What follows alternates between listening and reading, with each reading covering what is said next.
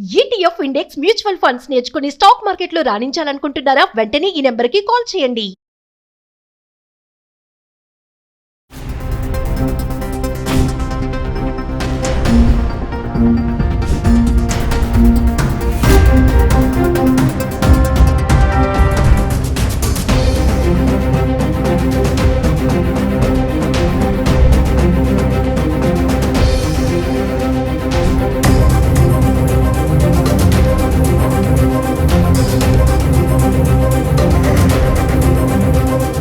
నమస్తే, welcome back to Suman TV. ప్రస్తుతం మనతో పాటు ఉన్నారు consumers affairs committee chairman Mandadi Krishna Reddy గారు.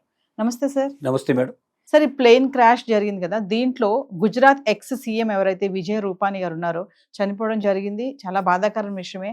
ఇక్కడ ఇంకోటి ఏంటంటే ఆయన యొక్క lucky number, bike number, seat number, consider number, car number అన్నీ కూడా 1206 అని ఉంది. చాలా మంది అంటారు కదా లక్కీ నెంబర్స్ అంటారు. మరి ఇలా ఇన్ని కలిసి వచ్చాయి అంటే ప్రమాదం ఎప్పుడు ఎవరికి మరణం ఎలా సంభవిస్తుందో వీడియోలో మాట్లాడుకున్నాం. మరణాన్ని వెతుక్కుంటూ వెళ్ళింది రంజిత అని చెప్పేసి. మరి ఒక్కసారి రూపానీ గారి గురించి మాట్లాడుకుంటే. విజయ్ రూపానీ గారు గుజరాత్లో చాలా పేరున్న ప్రసిద్ధమైనటువంటి నాయకుడు. ఆయన 1956లో రంగూన్లో పుట్టాడు. బర్మా రాజధాని రంగూన్లో పుట్టాడు. 1960లో బర్మా నుంచి వలస వచ్చారు కుటుంబాలు, భారతీయ కుటుంబాలు, కొన్ని హిందూ కుటుంబాలు ఇక్కడికి వచ్చాయి. అలా వలస వచ్చినప్పుడు బర్మా నుంచి ఇండియాకు వచ్చినటువంటి కుటుంబాల్లో వాళ్ళ కుటుంబం కూడా ఉంది. వాళ్ళు గుజరాత్లోని రాజ్కోట్లో స్థిరపడ్డారు. అక్కడ ఇతని విద్యాభ్యాసం అన్నీ పూర్తయిన తర్వాత ముందుగా కార్పొరేటర్గా అతను మున్సిపల్ కార్పొరేటర్గా ఎన్నికయ్యాడు. ఫస్ట్ అంటే బీజేపీ రాజకీయాల్లోకి వచ్చిన ఆయన ఫస్ట్ కార్పొరేటర్గా ఎన్నికైన తర్వాత అక్కడ నుంచి మేయర్గా, రాజ్కోట్ మున్సిపల్ మేయర్గా సెలెక్ట్ చేయబడ్డాడు. ఆ తర్వాత ఆయన రాజ్యసభ మెంబర్గా కూడా 2 సార్లు పనిచేశాడు. 2014లో మొట్టమొదటిసారిగా ఆయన ఎమ్మెల్యేగా కాంటెస్ట్ చేశాడు. 2016లో ఆనంద్ బిన్ సంబంధించినటువంటి మంత్రివర్గంలో ఆయన రవాణా శాఖ మంత్రిగా పనిచేశారు. ఆ టైంలోనే ఏమైందంటే ముఖ్యమంత్రిని మార్చాలన్నటువంటి నిర్ణయం చేయడం వల్ల అనుకోకుండా ఆయనకి అవకాశం దొరకడం, ఆయన ముఖ్యమంత్రిగా రావడం. 2016 నుంచి 2021 దాకా ఆయన ముఖ్యమంత్రిగా గుజరాత్కు పనిచేశారు. 2021లో మళ్ళీ ముఖ్యమంత్రిని మార్చిన సందర్భంగా ఆయన దిగిపోవాల్సిన పరిస్థితి ఏర్పడింది. ఏదేమైనప్పటికీ ఒక ప్రముఖ నాయకుడు ఆయన. ఆయనకి న్యూమరాలజీ మీద చాలా ఇష్టం. ఆ న్యూమరాలజీ ప్రకారంగా 1206 లేక 1206 అట్లా తీసుకున్నట్టయితే అది లక్కీ నెంబర్గా ఆయన భావించేవాడు. ప్రతి ఆయన కారు కానీ, ఆయన బైక్ కానీ, ఆయన వెహికల్స్ ఏవి కొనుక్కున్నా కూడా ఆ చివరిలో 1206 ఉండేటట్టుగా చూసుకునేవాడు. అలా లక్కీ నెంబర్గా ఆయన దాన్ని భావిస్తూ ఉన్నాడు. కానీ విచిత్రంగా జరిగింది ఏమిటంటే ఆయన బోయింగ్ విమానంలో జరిగినటువంటి యాక్సిడెంట్లో ఆయన మరణించారు. లండన్ వెళ్తున్నారు ఆయన. ఆ సందర్భంగా ఆయన ఆ ఫ్లైట్లో ఉండడం, క్రాష్ కావడం, చనిపోవడం జరిగింది. నిన్న డేట్ చూస్తే 12 జూన్ 6 అంటే 06 తీసుకుంటే మనం 1206. లక్కీగా ఆయన కూర్చున్న నెంబర్ కూడా 12. అంటే జనరల్గా లక్కీ నెంబర్ దేని పెట్టుకుంటాం మనం? కలిసి వస్తాయని పెట్టుకుంటాం, మంచి జరుగుతుంది అనుకుంటాం, శుభకరణ కోసం మనం పెట్టుకుంటాం. కానీ మరణం కూడా ఆ నెంబర్ నుంచే వచ్చింది. నేను చెప్పాలంటే మరణం జీవితంలో అన్నిటికన్నా ఆనందకరమైంది అంటారు చాలామంది. ఎందుకంటే శాశ్వతంగా సమస్యల నుంచి పరిష్కారం.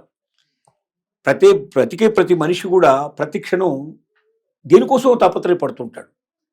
శాశ్వతంగా సుఖపడేవాడు ఎవడు ఉండడు. డబ్బుంటే సుఖపడుతుందని కొందరు అనుకుంటారు. కానీ డబ్బున్న వాళ్ళకన్నా బాధపడే వాళ్ళు ఎక్కువ ఉండరేమని డబ్బున్నవాడు అనుకుంటాడు. ఇలా రకరకాలుగా ఉంటాయి. అంటే ఒక మనిషి మనస్సు ఎప్పుడు సంతృప్తికరంగా ఉంటుంది, ఎప్పుడు ఉంటుంది, ఆత్మ ఎప్పుడైతే జీవిలోంచి ఆత్మ బయటికి వెళ్ళిపోతుందో, ఎప్పుడైతే మనిషి మరణిస్తాడో అప్పుడే నిజమైన ప్రశాంతత, నిజమైనటువంటి సాఫల్యత చెందు. అంటే మనిషి అప్పటి నుంచి ఇంకేం ఆలోచించడానికి ఉండదు కదా, ఆ రోజుతో ఎండ్ అయిపోతుంది కదా. అప్పటిదాకా ఏంటంటే ప్రతి నిమిషం ప్రతి క్షణం దేనికోసం తాపత్రయపడటం, బాధపడటం, అది అనుకున్నది నెరవేరకపోతే ఏడవడం, దుఃఖపడటం, ఇవన్నీ జరుగుతూ ఉంటాయి. దుఃఖానికి పరిసమాప్తం ఎప్పుడు అంటే మరణమే. బహుశా ఆ లక్కీ నెంబర్కి ఆయన రకంగా మనం వర్తింపజేసుకున్నట్టయితే ఈ మొత్తం సర్వ దుఃఖాలకి, ఈ ప్రపంచంతో సంబంధాలను కొంచెం తెంచుకొని ఆయన లక్కీ నెంబర్లోనే కూర్చొని శాశ్వతంగా ఈ ప్రపంచం నుంచి విముక్తి పొందాడని మనం అనుకోవచ్చు.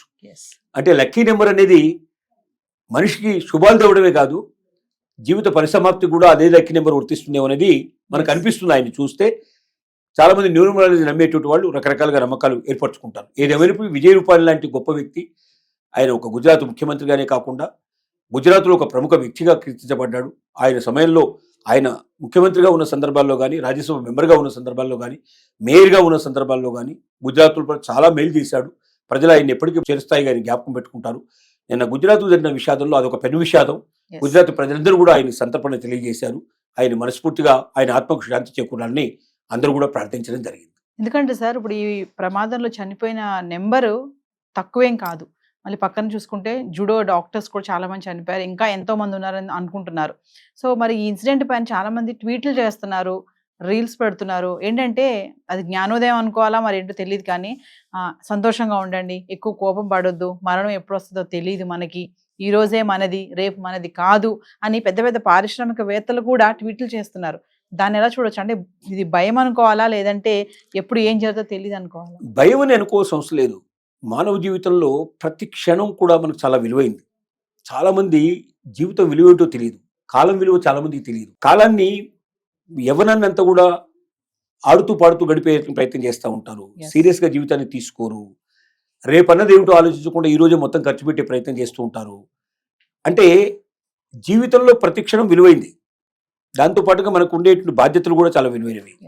కుటుంబం ఉంటుంది, వ్యవహారం ఉంటుంది. ఏ క్షణమైనా మనం పోయినా సరే మనం నమ్ముకున్నటువంటి వాళ్ళకి ఇబ్బంది కలగకుండా చేయాలనేటువంటి ఆలోచన కలగాలి మనిషికి. అంటే నేను ఏ క్షణంలో పోవచ్చు. వాళ్ళ ఇంటికి వెళ్ళిన మనిషి, ఇంట్లోంచి బయటికి వెళ్ళిన మనిషి తిరిగి ఇంటికి వస్తాడని నమ్మకం లేని పరిస్థితి వాళ్ళ. బాంబేలో చూస్తే మీరు ఆ లోకల్ ట్రైన్స్ తిరుగుతుంటాయి, ఎలా ఉంటాయంటే అసలు ట్రైన్ పైన ఎంతమంది ఉంటారు, ట్రైన్ లోపల ఎంతమంది ఉంటారు, ట్రైన్ పైన అంతమందే ఉంటారు. మీరు ఒకసారి మీరు ట్రైన్ దిగంగానే మీరు నడవాల్సిన అక్కర్లే, నెట్టుకుంటూ బయటకు తీసుకొచ్చేస్తారు. మీరు నడిచిన నడవపోయినా మీరు తోసేసి తీసుకొచ్చి మీరు బయట పడేస్తారు. అట్లా ఉంటుంది పరిస్థితి. ఇప్పుడు కూడా పరిస్థితి అట్లే ఉన్నాయి, కానీ ఇంకా అంత స్థితి మనకు రాలేదు. అసలు బాంబేలో అయితే మనిషి బయటికి వెళ్ళాడంటే ఇంటికి ఎప్పుడు వస్తాడో తెలియని పరిస్థితి, ఇంటికి వస్తాడో లేదో తెలియని పరిస్థితి. అంత ఘోరంగా ఉంటుంది సిచ్యువేషన్. మనకు కూడా మిగతా నగరాలు కూడా అట్లాగే రోజు రోజుకు అట్లాగే తయారవుతున్నాయి. ఈ పరిస్థితుల్లో ప్రతి మనిషి కూడా ఆలోచించాల్సింది ఏంటంటే, బ్రతికిన 4 రోజులు సంతోషంగా నవ్వుతూ బతకడం అనేది చేయాలి. ఇతరులను కోపట్టడం, ఇతరులను బాధ పెట్టడం, ఇతరులను హింసించడం అనేటువంటి పని మనం చేయకూడదు. మనం సంతోషంగా ఉండాలి, ఇటు వాళ్ళని సంతోషంగా ఉంచేందుకు మనం ప్రయత్నం చేయాలి. మనల్ని నమ్ముకున్న వాళ్ళు రేపు పొద్దున అన్యాయం జరగకుండా వాళ్ళకి ఏదైనా సరే మన రూపంలో మనం చనిపోతే వాళ్ళు కొంత ఏదైనా బాధ్యతాయుతంగా వాళ్ళు భవిష్యత్తులో ఇబ్బంది పడకుండా ఉండగలిగే భద్రతని మనం కల్పించాల్సిన బాధ్యత కూడా మనకు ఉంటుందనేది అర్థం చేసుకోవాలి.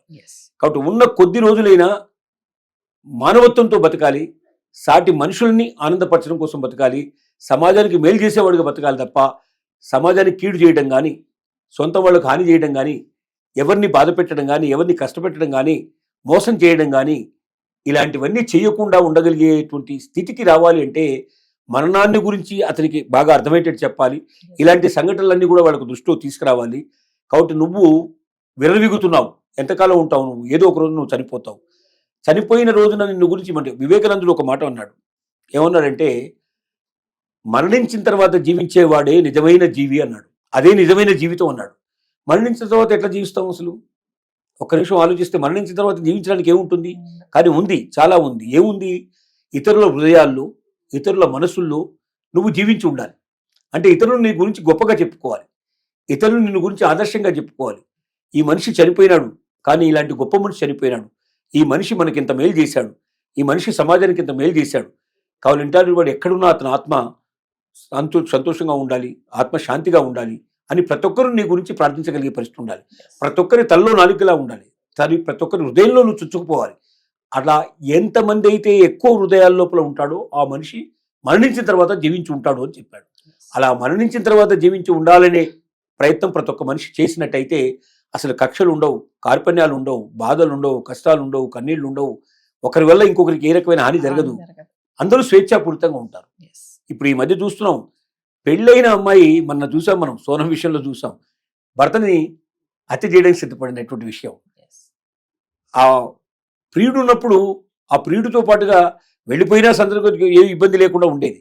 కానీ ఒక అమాయకుడైన వ్యక్తిని కట్టుకొని వాడిని తీసుకెళ్ళి ఎస్. సో మరి వాళ్ళు ఆ రకంగా వెళ్ళిపోయిన తర్వాత హనీమూన్ కని వెళ్ళి అక్కడ తీసుకెళ్లి మర్డర్ చేయించేసి ప్రాణాలు తీసే పరిస్థితి ఏర్పడింది. ఇంత ఘోరాతి ఘోరంగా పాల్పడుతున్నప్పుడు మరి మనిషి మీద మనిషికి నమ్మకం లేని పరిస్థితులు ఏర్పడుతున్నప్పుడు మానవత్వం అనేది చనిపోతున్నప్పుడు ఇలాంటి ఫ్లైట్ యాక్సిడెంట్స్ మనకు ఒక రకంగా కనువిప్పు కలిగిస్తాయని మనకు అనిపిస్తోంది. Thank you.